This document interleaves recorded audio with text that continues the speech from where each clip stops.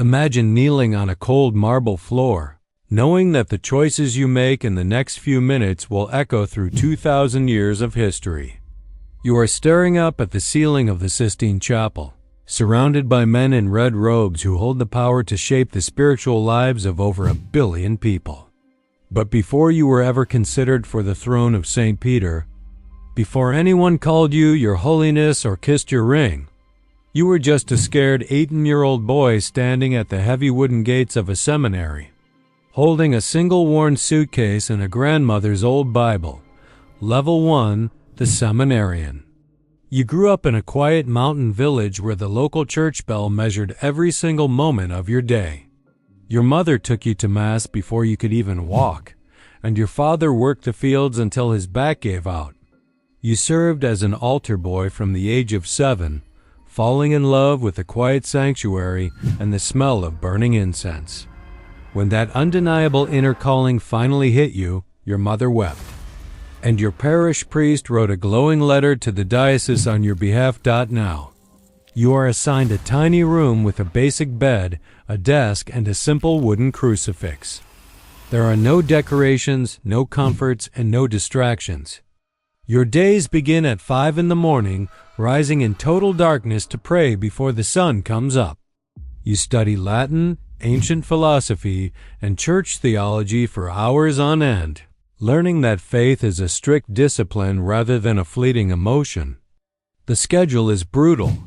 You scrub floors, wash dishes, and face constant evaluations to see if your vocation is genuine.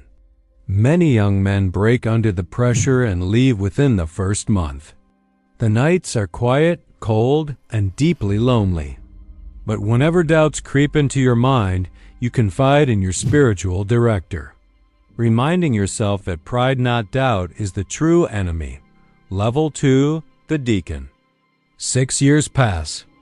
You survive the grueling academic and personal trials of the seminary while half your original class dropped out. The bishop lays his hands on your head during a solemn cathedral ceremony, and you become a transitional deacon, the final threshold before priesthood. You wear a stole diagonally across one shoulder. Now you can preach the gospel, perform baptisms, and conduct funeral services. Though you cannot yet celebrate Mass or hear confessions, assigned to a working-class parish, you shadow an aging pastor visiting the sick, holding the hands of the dying, and teaching catechism to distracted kids. You make small mistakes, stumble over complex Latin phrases, and learn that real ministry means showing up when no one else will. People start looking at you differently once you put on that black clerical shirt. You take a vow of celibacy, surrendering the possibility of having a traditional family, and promise absolute obedience to your bishop. When your sister sends a wedding invitation, you cannot give her away, you can only bless her union. Level 3, the Parish Priest. The moment you have prepared for finally arrives. You lie face down on the cathedral floor during the Litany of Saints, rising as an ordained priest. Your hands tremble as you celebrate your very first Mass and offer communion to your mother. Soon, you are given your own small parish in a fading town. You say Mass daily, sometimes to a room of just 12 people, and sit in the confessional every Saturday. Strangers entrust you with their deepest secrets, regrets, and heartbreaks.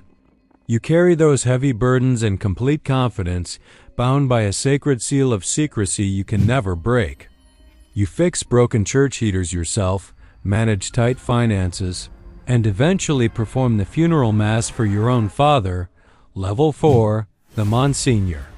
Recognizing your exceptional administrative skills, your bishop sends you to Rome to earn a doctorate in canon law. You trade your small parish for intense legal studies near the Vatican walls, mastering the complex codes that govern church disputes, tribunals, and administration. You earn the title of Monsignor, return home, and handle sensitive diocesan cases, witnessing both the divine and human frailties of the institution. Level 5, the Bishop. A letter arrives from Rome appointing you as a bishop. Successor to the apostles, You receive a ring, a shepherd's staff, and a pointed mitre. Suddenly, you are responsible for an entire diocese containing hundreds of thousands of souls.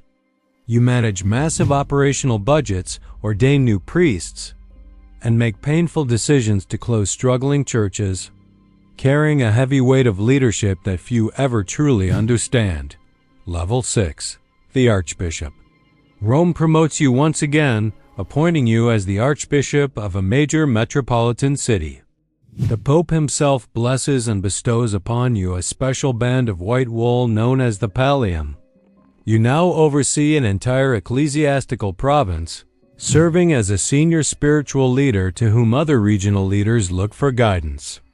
Your responsibilities expand beyond local administration into the public sphere. You represent the institution on national committees, engage with press outlets, and meet with political figures, diplomats, and community leaders. You learn to speak with extreme care, knowing every sentence can be scrutinized, while continuing to advocate for the poor, the vulnerable, and the forgotten. As you travel to Rome multiple times a year, you navigate the high-level administrative offices within the Vatican walls, slowly becoming a familiar figure in the halls of international church leadership. Level 7, the Cardinal.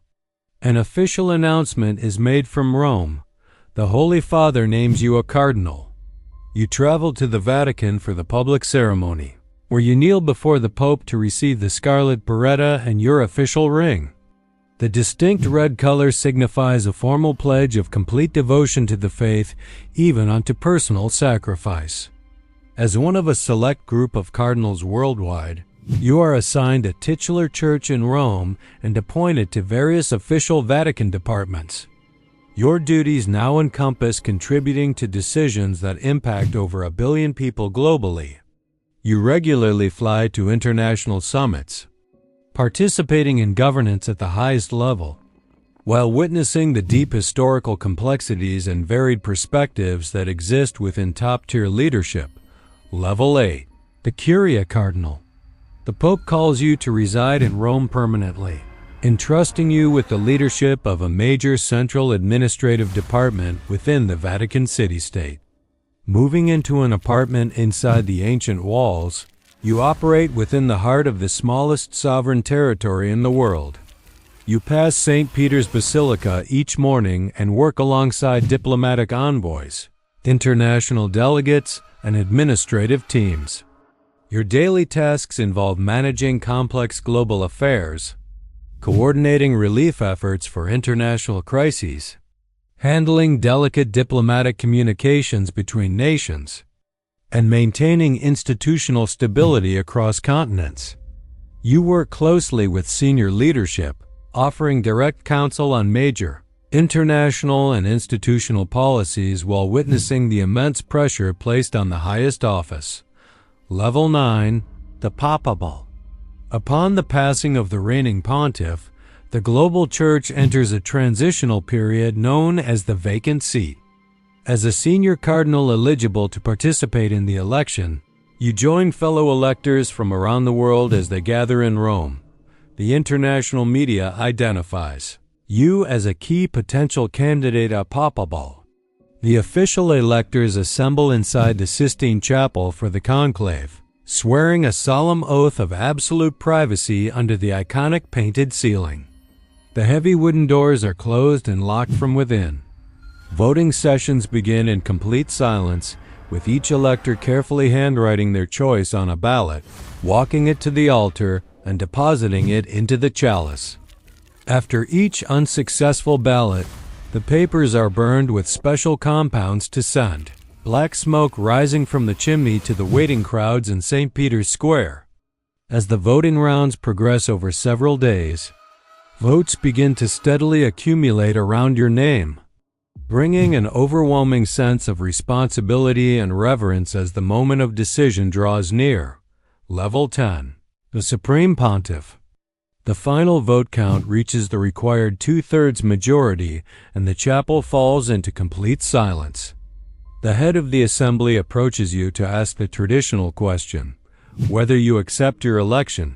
As the leader of the Universal Church, standing at the culmination of a journey that began in a small mountain chapel decades ago, you give your affirmative response and select your official name.